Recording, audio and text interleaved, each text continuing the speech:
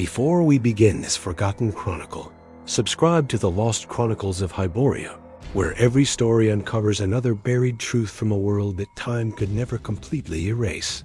Stay with us, or you may lose your place among legends that were never meant to be forgotten. There was a time when the northern mountains never slept. From horizon to horizon, fires burned beneath the stars. Not one, not 10, hundreds. Every flame marked a clan. Every clan carried its own songs, its own scars, its own dead. Travelers crossing those frozen lands never counted villages. They counted fires. As long as they could see another flame beyond the next mountain, they knew the world still endured. The old keepers often said that a fire was more than warmth. It was memory, hope, a promise that no clan stood alone against the darkness. Children believed those words. The old never questioned them. Only the young laughed. They looked across the valleys and saw rivals where their fathers had seen brothers. They saw land to conquer, game to steal, glory to claim. They believed strength was measured by the number of enemies left standing. No one noticed when the first fire disappeared. One distant valley fell silent, and another. Life continued. The rivers still flowed. The wolves still hunted. Snow still covered the peaks each winter. Nothing in the world seemed to change. Except for men, hatred spread quietly. Not like wildfire, like frost, slow enough that no one feared it, until every mountain carried its touch. The oldest keeper watched the smoke rising across the horizon every evening, winter after winter, for longer than anyone could remember. Then, on a morning colder than all those before it, he counted the fires once again. His hands trembled, not because of the cold, because for the first time in his long life, he realized that the oldest law of the barbarians was about to be broken. And if that happened, the world would never be the same again. The last law was older than every clan that still walked the northern wilderness. Older than the stone circles standing upon forgotten hills. Older than the oldest songs carried by the winter wind. No one remembered who had spoken it first. No keeper claimed its wisdom. No hunter claimed its origin. It had simply always existed. Every child heard it before receiving a spear. Every warrior heard it before his first hunt. Every chieftain repeated it before leading his people into war. Yet none dared explain its true meaning. Some believed the law had been born after a great famine. Others whispered that it came from a winter so cruel that entire clans vanished before spring. The oldest keepers never confirmed either story. Whenever they were asked, they answered with the same quiet words. Some truths survive because they are remembered. Others survive because they are never questioned. For countless generations, that was enough. The clans lived as they always had. Wild, proud, untamed. They hunted the white elk through frozen valleys. They wrestled bears beneath towering pines. Children learned to climb cliffs before they learned to count the seasons. Every scar carried a story.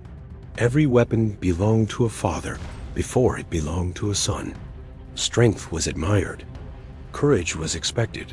But above all, every barbarian understood one simple truth. A lone fire dies quickly. Many fires survive the longest winter. That belief shaped everything. When strangers crossed paths in the wilderness, they judged one another with careful eyes. Axes remained close. Hands never strayed far from spear shafts. Trust was earned slowly. Yet even enemies shared water when winter storms trapped them beneath the same cave. Even rival clans respected sacred hunting grounds during the harshest months. Even blood feuds ended before the first snowfall. Not because hatred disappeared, because survival demanded restraint. The wilderness killed without choosing sides. Blizzards cared nothing for pride. Hunger showed mercy to no warrior. The mountains reminded every clan that nature remained the greatest hunter of all. And so, the last law endured. Not through fear, through understanding, until understanding became memory. and memory became legend. Then came a generation born beneath gentle winters. Children who had never buried brothers beneath frozen earth. Young warriors who had never watched an entire hunting party disappear inside a snowstorm. To them, the old warnings sounded like stories told to frightened children. The keepers noticed the change long before anyone else. Fewer youths gathered around the evening fires. Old songs were interrupted by laughter. Ancient tales were dismissed before reaching their end. The world itself had not grown weaker, only its patience had. One evening, as crimson light faded behind the western peaks, the oldest keeper climbed a ridge overlooking the valleys. As he had done every winter, he counted the fires. 1, 3, 7, 12. Dozens more flickered beyond the distant mountains. He closed his tired eyes and whispered a prayer older than memory itself. Not for victory, not for glory, only that every fire he counted tonight would still answer tomorrow. Far below, hidden beyond the forests, a young chieftain sharpened his axe beneath a sky filled with stars. He had no interest in old laws. He believed the future belonged only to those strong enough to seize it. And before another winter had passed, he would become the first man in generations to mistake unity for weakness. The young chieftain was called Eric, and unlike the old keepers, he had never known true hardship. His generation had inherited a land where the rivers still flowed, the forests still offered game, and the mountains still sheltered every clan through the bitterest winters. To men like him, the old stories sounded less like wisdom and more like excuses created by those who no longer possessed the strength to fight. He had listened to the keepers his entire childhood. He knew every tale they repeated beside the winter fire, every warning they whispered before the first snow, every lesson they insisted the clans should never forget. Yet the older he became, the less those words made sense. If the northern tribes were the strongest people to ever walk those mountains, why should they fear one another? Why should a warrior stay his hand simply because an old man claimed that an ancient law demanded it? Questions like these spread quickly among the younger hunters. Soon they stopped speaking about surviving the wilderness and began speaking about ruling it. They looked across the valleys and saw fertile hunting grounds occupied by weaker clans.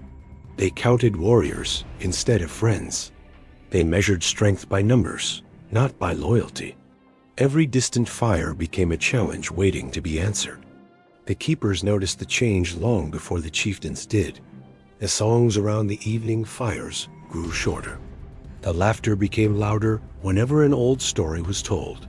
Young warriors interrupted the ancient tales before they were finished, convinced they already knew how every story ended.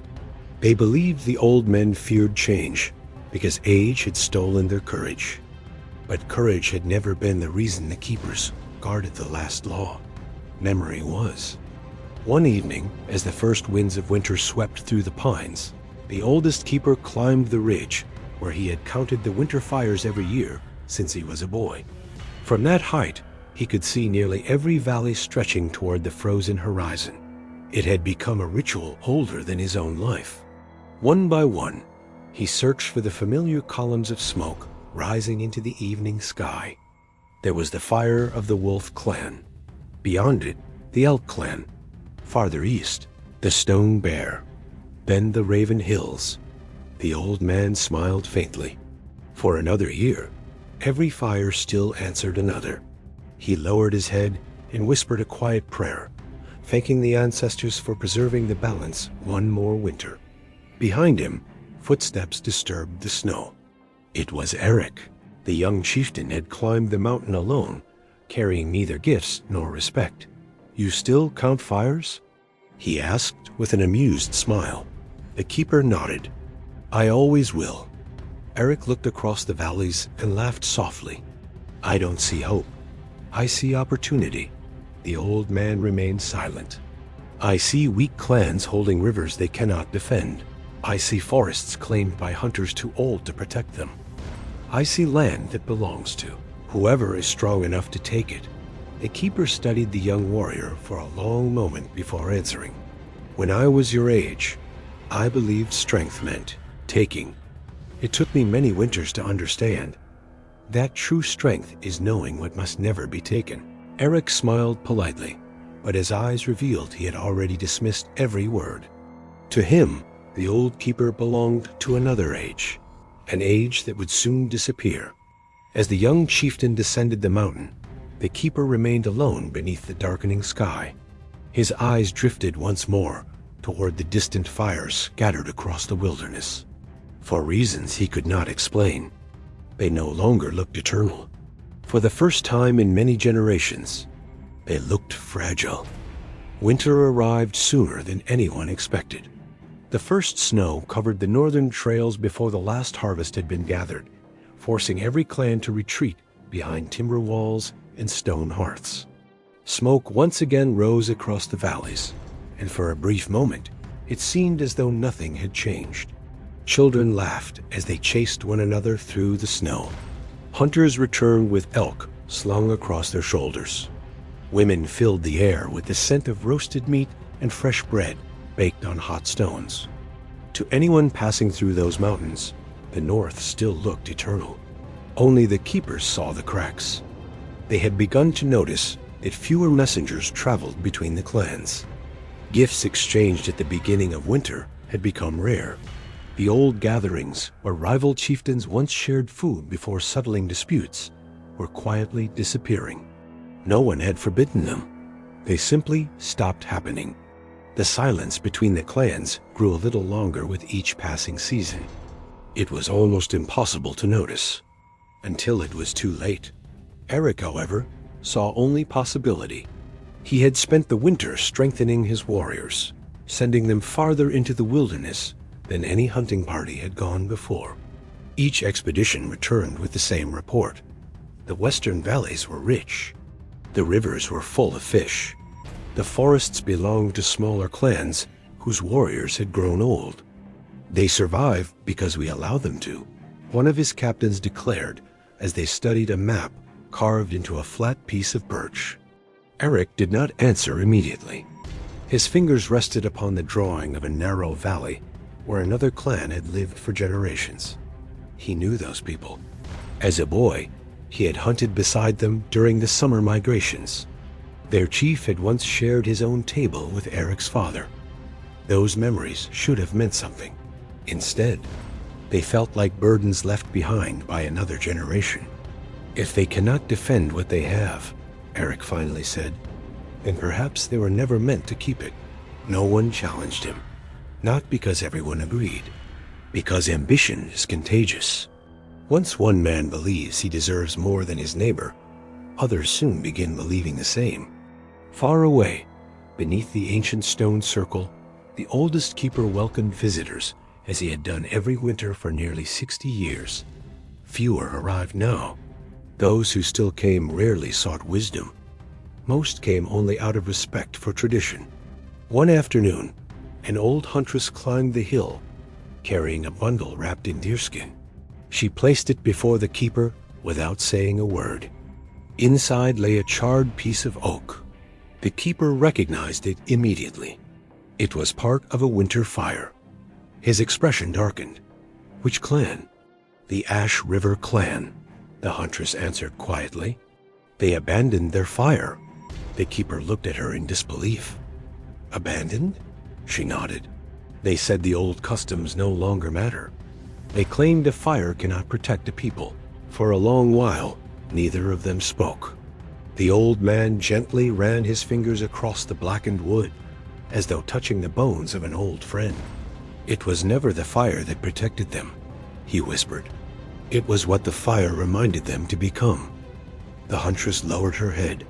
"What should we do?" The keeper stared toward the western horizon, where snow clouds hid the distant valleys from sight. For the first time in many years, he had no answer, because deep within his heart, he understood something he had prayed never to witness.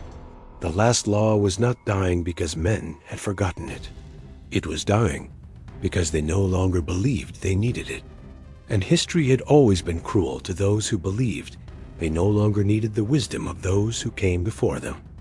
The first blood was spilled before the last snow of winter had melted. It happened in a valley forgotten by most maps, a place where the rivers ran beneath towering cliffs and the forests had provided shelter for generations. The Raven Hills clan had lived there for longer than anyone could remember. They were not the strongest warriors. They did not possess the largest army. They had no desire to conquer the lands beyond their mountains. They simply endured. For centuries, that had been enough. But when Eric's warriors arrived at the edge of their territory, they did not come seeking a conversation. They came carrying banners. They came carrying the belief that strength belonged only to those willing to claim it. The Raven Hills chief was an old man who had fought many battles in his youth. He knew the sound of an approaching army. He knew the difference between a hunting party and a force that had already decided the outcome before the first blade was drawn. Still, he walked beyond his gates alone, not because he was fearless, because he remembered the old ways. He remembered that before two clans became enemies, they were supposed to speak. "You were once welcome beneath our roof," the old chief said. Eric sat upon his horse, looking down at the man who had shared food with his father many winters before. "I remember," he answered. The old chief studied him carefully. "Then you remember the law." For a moment, silence filled the valley. The young warriors behind Eric shifted uneasily. They had expected a battle. They had not expected the weight of old memories. "The law was created by men who feared change," Eric finally said. "No," the old chief replied. "It was created by men who understood consequences." Those words followed Eric long after he returned to his camp. But pride is a powerful voice. And pride always speaks louder when surrounded by those who already agree. That night, the young warriors gathered around their fires and spoke of glory. They spoke of victories yet to come. They spoke of a future where every valley belonged to them. No one spoke about the faces of the people who lived there. No one spoke about the children who would inherit the hatred created that night. When morning came, the Raven Hills fire disappeared. For the first time in generations, one of the ancient flames was gone. The smoke that once rose proudly above the valley became a memory carried only by the wind. Far away, at the stone circle of the keepers, the oldest guardian watched the empty horizon. He did not need a messenger. He already knew. The fires always spoke before the people did. The other keepers gathered around him, each carrying the same fear they refused to say aloud. "What happens now?" one of them asked. The old man looked toward the mountains, toward the place where a fire had burned since before his grandfather was born. "It begins." The others lowered their heads. They understood. The last law had never been a commandment against war. The barbarians had always fought. They had fought beasts. They had fought enemies. They had fought the wilderness itself. The law existed for something far more dangerous. It existed to stop them from forgetting that every enemy was still part of the same world. But now the first barrier had fallen. And once one clan proved that the ancient promise could be broken, others would soon follow. The following months became known as the season of broken fires. One by one, old alliances vanished. A stolen hunting ground became a reason for revenge. A wounded warrior became a reason for war. A single insult became a song repeated for generations. Every clan believed they were defending themselves. Every chieftain believed they were preventing destruction. And yet, every victory left another valley silent. The keepers watched the mountains change. Where there had once been hundreds of fires glowing beneath the stars, there were now empty spaces. Dark places where no smoke rose, no voices echoed, no songs were carried by the wind. The old keeper continued climbing the ridge every evening, even when his legs grew weaker, even when the cold entered his bones. He continued counting, because as long as he counted, the fire still existed. One evening, as the sun disappeared behind the frozen peaks, he reached the top of the mountain and looked across the wilderness. His eyes searched the horizon. 1, 2, 3, only 3 fires remained. His hands trembled, not from age, not from the cold, but because he finally understood the truth that every keeper before him had feared. The last law had not been broken in a single moment.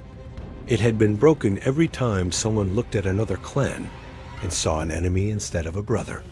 And somewhere in the northern valleys, a young warrior named Eric watched the smoke of another defeated clan disappear into the sky. He had won another victory, but for the first time, he wondered why the silence after victory felt so much heavier than the noise of battle.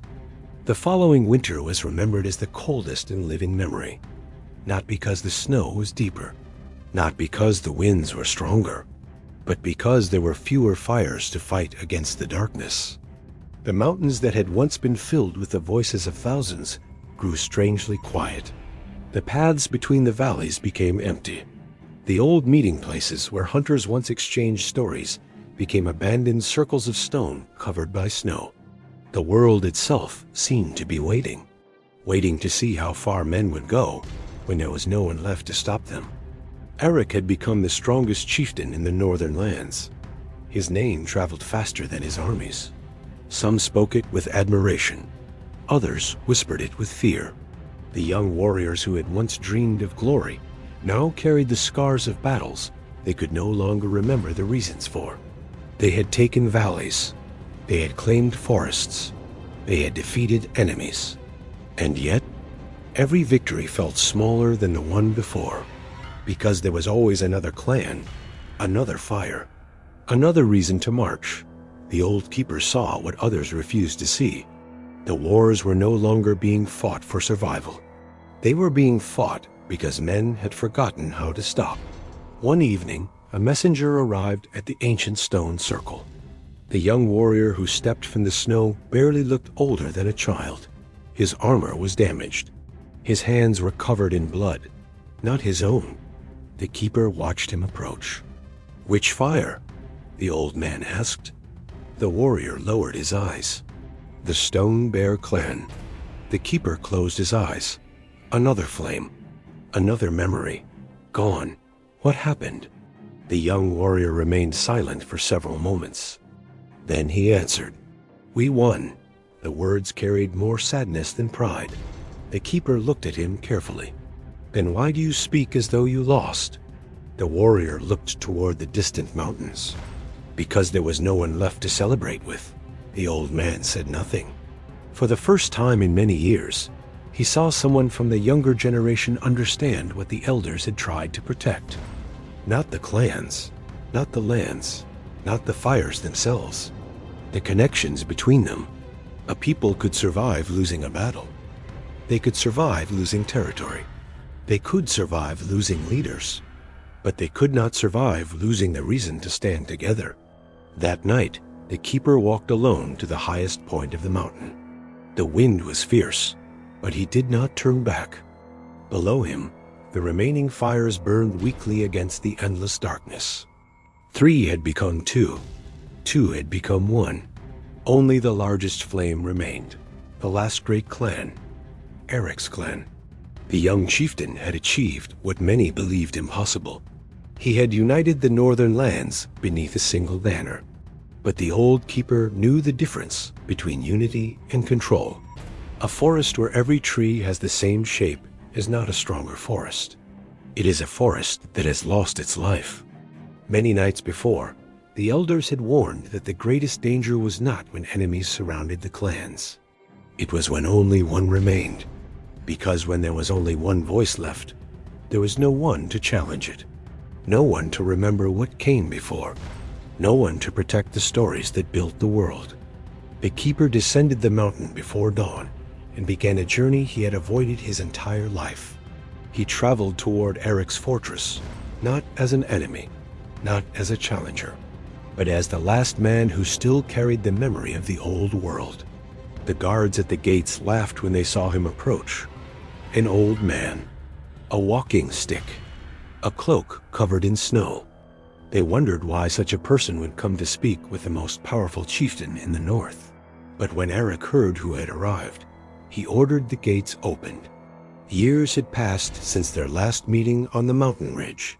The young warrior was no longer the same man who had laughed at the old laws. His face carried the marks of countless battles. His hair carried the first signs of age. But his eyes still carried the same hunger. The keeper entered the great hall where the banners of fallen clans hung upon the walls. Every symbol represented a victory. Every symbol represented a fire that no longer burned. Eric watched him carefully. "I thought you would never come here." The old man looked around the hall, at the weapons, at the trophies, at the empty spaces where the voices of other clans should have been. "I hoped I never would." Eric stepped closer. "Have you come to ask me to stop?" The keeper looked at him. "No." The young chieftain seemed surprised. "Then why are you here?" The old man remained silent for a moment, because the words he was about to speak had been carried through generations. Words spoken by men who had watched entire civilizations rise and fall. Finally, he answered, "I have come because you have spent your life trying to become the strongest man in the north." A pause. "But you never asked what happens when there is nothing left to be stronger than." For the first time in many years, Eric had no answer. For a long time, the great hall remained silent. Outside, the winter winds moved through the fortress walls, carrying with them the distant sound of snow falling upon the mountains. Eric looked at the old keeper, as if searching for a weakness in his words. He had faced warriors stronger than himself. He had faced armies larger than his own. He had faced storms that buried entire villages beneath ice. But he had never learned how to fight against a question. "What would you have had me do?" Eric finally asked. His voice was calmer than before. Not angry, not mocking, just tired. The keeper studied him carefully, because beneath the armor of the conqueror, he could still see the young boy who once listened to stories beside the winter fire. The same thing every great leader before you understood. Protect what cannot be replaced. Eric looked toward the banners hanging above the hall, the symbols of clans that no longer existed. They were weak. The keeper shook his head slowly. No, they were different. Eric turned away. Difference creates conflict. The old man looked at the empty seats surrounding the hall. No, men who cannot accept difference create conflict. Those words remained between them. The young chieftain walked toward the largest window overlooking the valley. From there, he could see the lands he had conquered, the rivers, the forests, the mountains. Everything beneath the snow belonged to him now. At least, that was what the songs claimed. But the truth was different. A land without people was only empty ground. A kingdom without stories was only stone. A victory without anyone left to remember it was nothing more than silence. "I gave my people strength," Eric said. The keeper looked at him. "No, you gave them survival." The old man stepped closer. "But strength is something else." Eric remained still. "Strength is knowing when not to destroy what you have the power to destroy." For a moment, the young chieftain said nothing. Then he laughed quietly, not with arrogance, with disbelief. "You speak as though the old ways were perfect. They were not. You speak as though the clans never fought. They did. You speak as though the mountains were peaceful before me. They were never peaceful." The keeper's voice grew heavier. "The mountains were cruel. The winters were cruel. The beasts were cruel. That is why the people needed one another. The last law was never created because men were kind. It was created because men were not." The words struck deeper than any weapon, because Eric knew there was truth in them. He had seen it. He had watched warriors who once fought beside him turn against one another over pieces of land they would never live long enough to enjoy. He had watched young men celebrate victories over enemies they had once called brothers. But admitting that meant admitting something far more painful. That perhaps the greatest battles of his life had been fought against shadows. The keeper reached beneath his cloak, and removed a small piece of burned wood, the remains of a winter fire. Eric recognized it immediately. "Where did you find that?" "The Ash River clan." The young chieftain looked away. He remembered that fire. He remembered the people who protected it. He remembered hunting beside them as a child. Memories he had buried beneath years of ambition. "The fire was never the important part," the keeper said. "It was only a symbol, a reminder that somewhere beyond your own valley, another family was still waiting for winter to end." Eric stared at the blackened piece of wood. For the first time, the trophies around him did not look like achievements. They looked like graves. But regret is a difficult thing, because regret arrives after the choices have already become history. "I cannot bring them back," Eric whispered. "No," the keeper answered. "You cannot." The honesty of the response hurt more than comfort would have. Outside the fortress, the last great winter fire burned, the final flame of the northern clans, the only one that remained. The keeper looked toward it through the window. "That fire is not yours," Eric frowned. "Everything here belongs to my people." The old man shook his head. "No, it belongs to the generations that came before you, and the generations that will never come after you if this continues." The room fell silent again. Then something unexpected happened. The old keeper turned toward the door. He was leaving. Eric watched him. "You came all this way just to tell me this?" The old man stopped. "No, I came because every keeper before me carried the same hope. That one day, when the last fire was threatened, someone would finally understand why it mattered." Eric looked down. "And if I do not?" The keeper stood beneath the doorway. Then he answered with the words that had been passed from one generation to another. "Then history will remember you." A pause. "But not as the man who united the clans." The old man's eyes moved toward the empty banners. "It will remember you as the man who proved why the last law existed." The doors closed. Eric remained alone in the great hall, surrounded by the symbols of everything he had defeated. That night, for the first time since becoming chieftain, he did not sleep beside his weapons. He sat beside the final winter fire, watching the flames move, watching the last remaining light of an ancient world. And somewhere deep beneath the pride that had carried him for so many years, a question finally appeared. Not whether he could conquer the North. He already had. The question was whether there was anything left worth ruling. The answer did not come with a battle. It did not come with a great speech before an army. It did not come beneath the roar of thousands of warriors. It came quietly, like most truths that arrive too late. For 7 days, Eric remained inside the fortress. He did not send his armies into the valleys. He did not call for another campaign. He simply watched. From the highest tower, he looked across the northern lands that now carried his banner. And for the first time, he saw what his victories had truly created. There were no rival fires on distant mountains, no smoke rising from hidden valleys, no songs carried by travelers passing through the wilderness. The silence was complete, the same silence he had once mistaken for peace. But now he understood. Peace was not the absence of conflict. Peace was the presence of something worth protecting. The old keeper returned to the stone circle, believing he had failed. For generations, every keeper had carried the same duty: protect the stories, protect the traditions, protect the memory of what the ancestors had learned through suffering. But memory alone was not enough.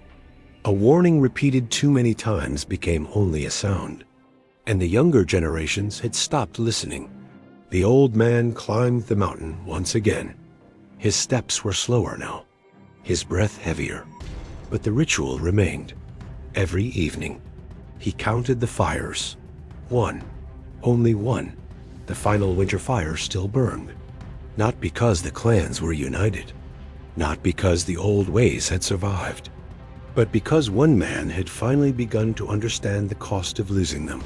Far below, within the walls of the fortress, Eric gathered his warriors. The men expected orders.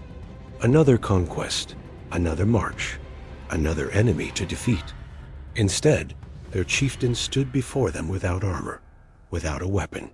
For the first time in years, he looked less like a conqueror, and more like the young warrior who once dreamed of becoming great. "Tomorrow," Eric said, "we ride north." The warriors exchanged uncertain glances. They had heard those words many times before, but something was different. Not to take, not to conquer, to rebuild. Silence filled the hall. Some lowered their eyes. Others looked confused. A few laughed, because rebuilding was not the language of warriors. Warriors understood victory. They understood revenge.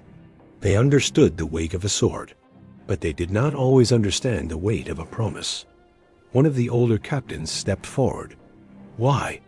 Eric looked at the banners hanging above them, the symbols of clans that no longer answered the call of their people. "Because I spent my life proving that one man could defeat everyone." He paused, and I was wrong. The captain stared at him. "What changed your mind?"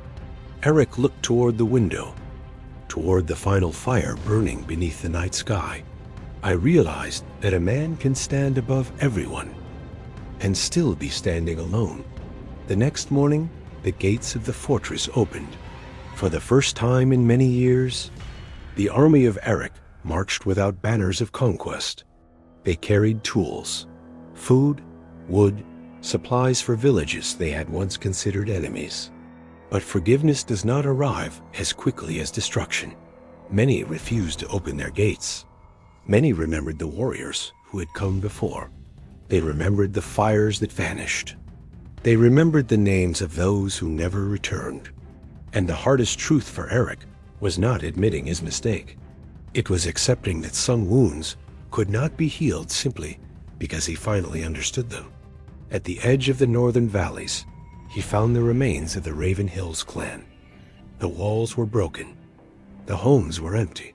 Snow covered the paths where children once ran. Eric dismounted his horse. He walked through the abandoned village alone. No warriors followed. No songs were sung. No one celebrated his arrival. For the first time in his life, he stood in a place where his strength meant nothing. Near the center of the village, he found something buried beneath the snow. A small wooden carving, a child's toy, a simple figure carved by an unskilled hand. Eric held it carefully, and suddenly, the valley was no longer empty. He could hear memories. A father teaching his son, a mother calling her children home, hunters laughing beside the fire, a clan living a life that would never return. The young chieftain, who once saw only territory, finally saw what territory truly was. People, lives, stories, the very things he had destroyed while believing he was creating greatness. That night, Eric ordered the first rebuilding fires to be lit, not as symbols of his power, not as monuments to his name, but as an apology to those who would never see them again. One fire became two. Two became three. Slowly, across the northern mountains, small flames began appearing once more. But the old keeper knew the truth. The old world was gone. It could never be restored exactly as it had been. Too many names had been forgotten. Too many songs had ended. Too many fires had disappeared into darkness. The question was no longer whether the barbarians could return to what they were. The question was whether they could become something new before the final flame disappeared. The rebuilding of the northern clans did not happen quickly. Some wounds were too deep. Some names had been forgotten. Some fires had gone dark for too long. For many years, the people of the mountains carried the memories of what had happened. They rebuilt their homes, repaired their walls, and returned to the valleys their ancestors had once called home. But they were not the same people who had lived there before, because a civilization does not survive only through its stones. It survives through the lessons carved into the hearts of those who remain. And the North had learned the lesson written in ashes. The last law was spoken differently after that winter. no longer as a command, no longer as an ancient rule repeated without thought. It became a reminder, a warning, a promise. The young learned the story of the fires that disappeared. They learned the names of the clans that were lost. They learned about the battles that had been won, and the price those victories demanded. But there was one part of the story that the keepers always struggled to explain. The part about Eric, because history is rarely simple. Some wanted him remembered as a destroyer. Others wanted him remembered as the man who saved what remained. The old keeper refused both. Men are not remembered only by the mistakes they make, he would say. They are remembered by what they choose to do after understanding them. Years passed. The young chieftain grew older. The warrior who once believed the world belonged to those strong enough to take it became the man who spent his final years protecting what others could no longer protect. He rebuilt the winter fires, not hundreds, not like before. The old world was gone, but enough. Enough to remind future generations that no clan survived alone. Enough to make sure the mountains would never again become silent. One evening, many winters after the first fire disappeared, Eric returned to the stone circle where he had once stood as a young man.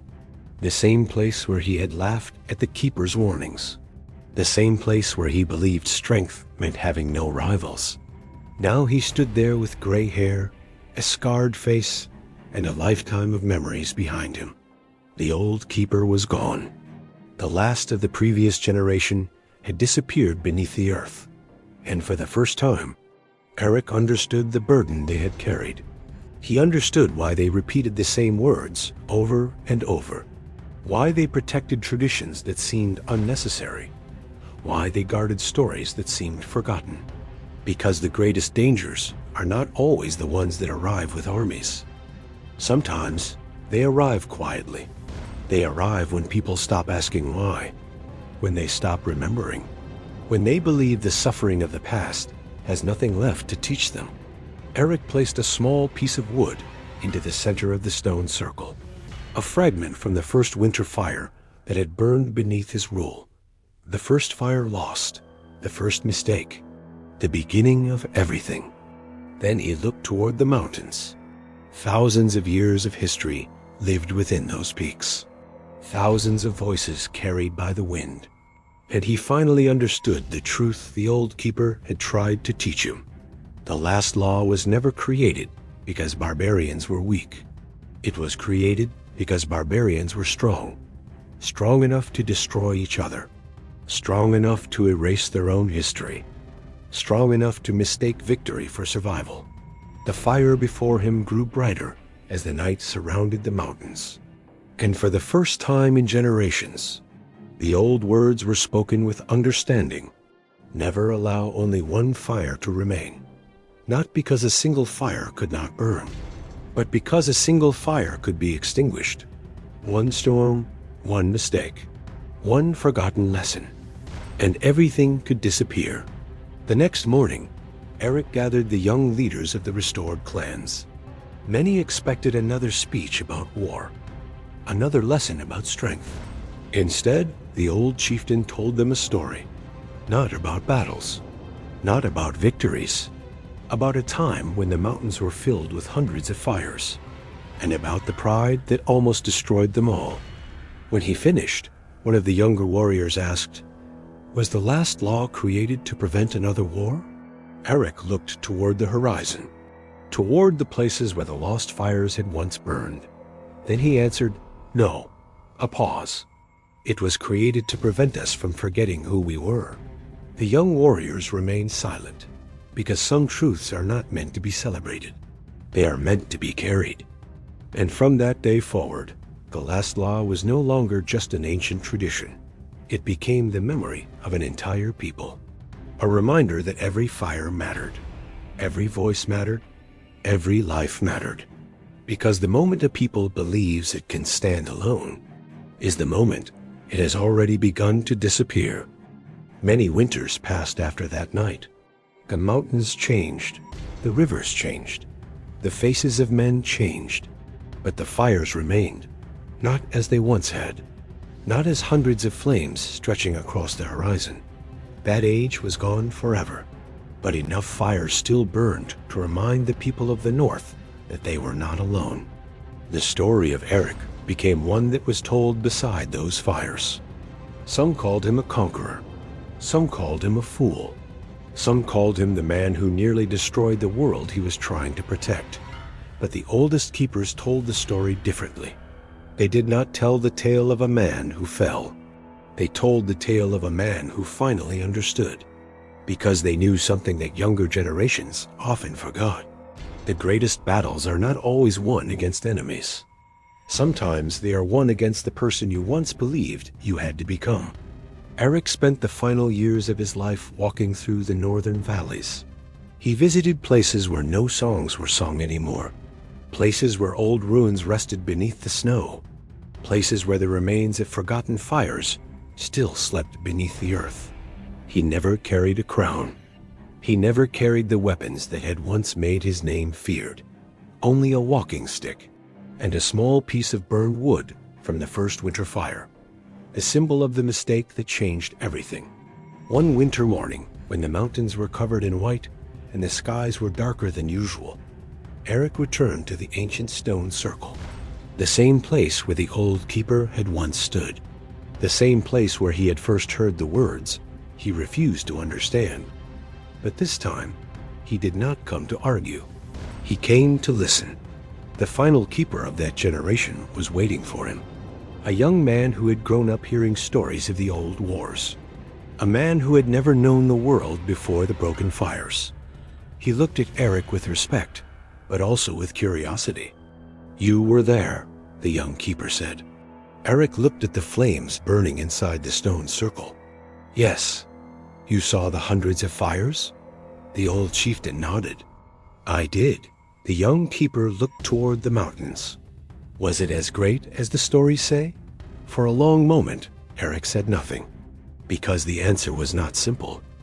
The old world had been powerful. It had been wild. It had been beautiful.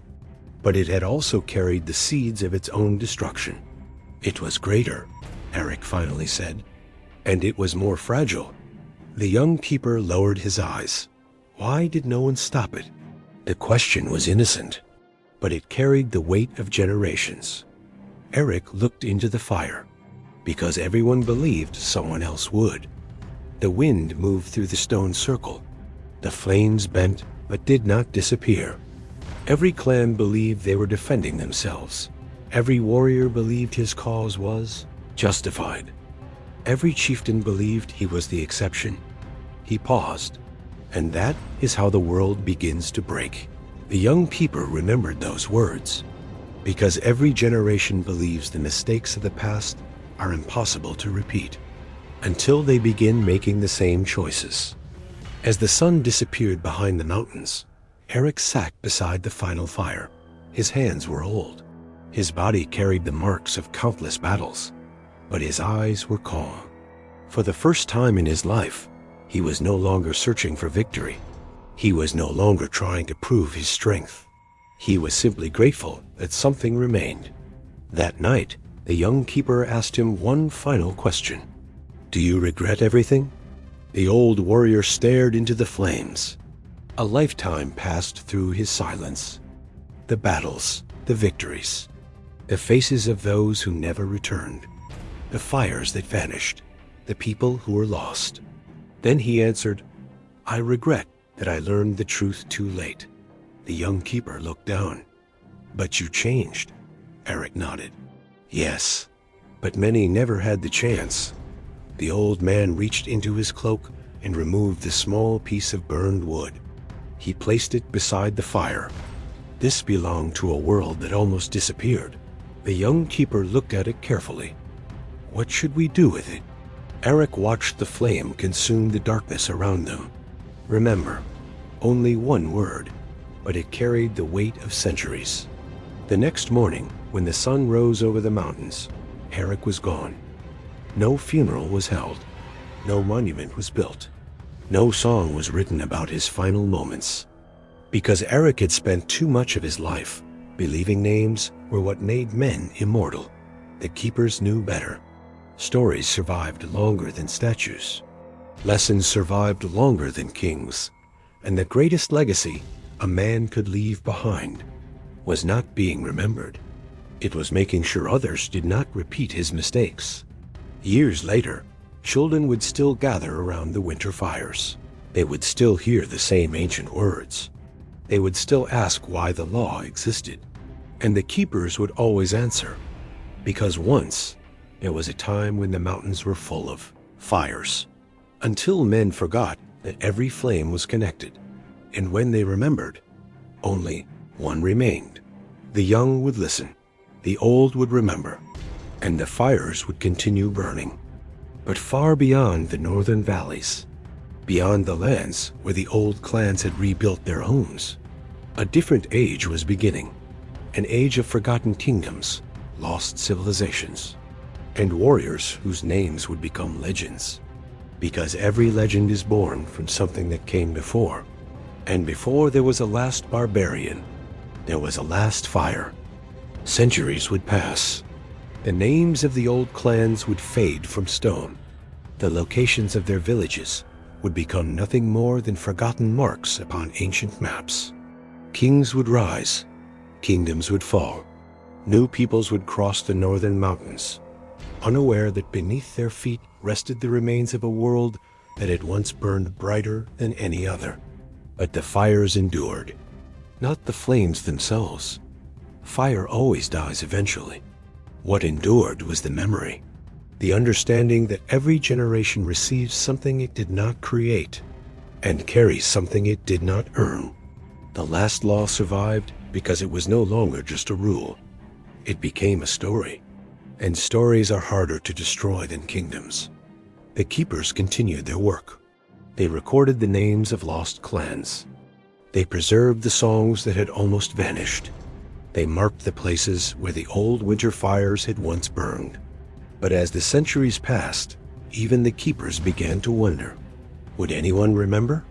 Would the lessons of the past survive another 1,000 winters? Or would another generation rise and believe itself too powerful to make the same mistakes?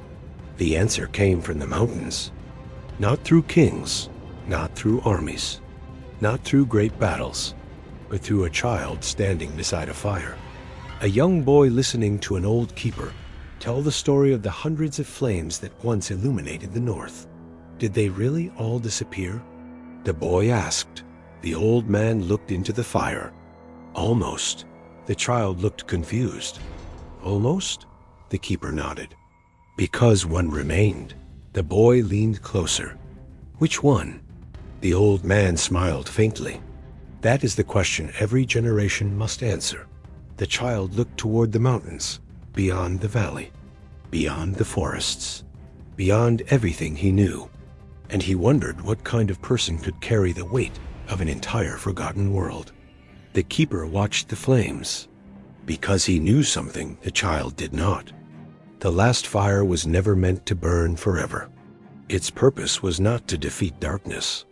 Its purpose was to guide someone through it.